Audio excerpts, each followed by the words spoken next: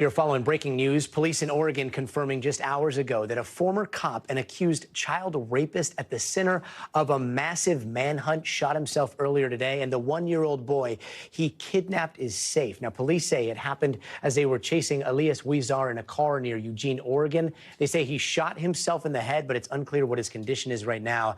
Now, this is a look at a very active scene where that manhunt ended not too long ago, and it's all going down on Interstate 5 in Oregon. You see a bunch of police cars and officers surrounding that scene.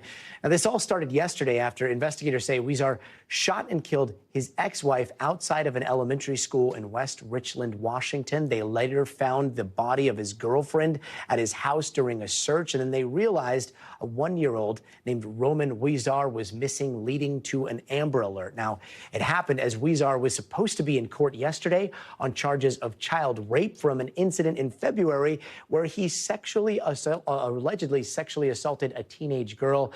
It is a lot to break down. So NBC News correspondent Elwin Lopez joins us now. First off, Elwin, so what do we know about his condition? He shot himself, and what do we know about the condition of the baby here? Yeah, well, look at how busy that interstate was. So all of this happened during a busy time in Eugene, Oregon, and it happened after a police pursuit. So what we know from police is that he shot himself. They're saying that his condition is unknown, so they're not saying whether he's dead or not at this moment. The good news here is that that one-year-old boy is safe and sound in police custody.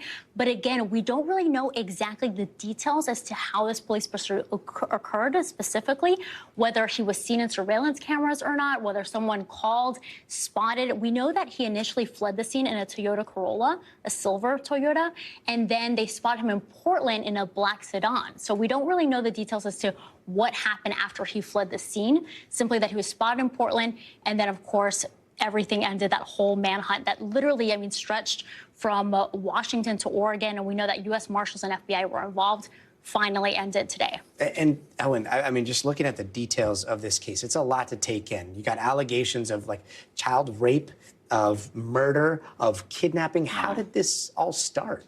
Yeah, so to get a full picture as to how this all took place, we have to go back to February. That's when he was accused of child rape. He pled not guilty, but in court documents, it alleges that he sexually assaulted an underage girl at his home while she was sleeping. Now, the one thing to point out here is that at that home, he was living with another underage girl that he met while he was a school resource officer at her middle school, and that he shared a 9-month-old at the time with her. So that is what took place at that moment. And then after that is when police say he was set to appear in court on Monday. For one of those charges? Yes, for that charge. And instead, on that day, he went to the school where his ex-wife works. According to police, he shot and killed her there. And then police obtained a search warrant. They went to his home later that day, and that's when they found his girlfriend dead.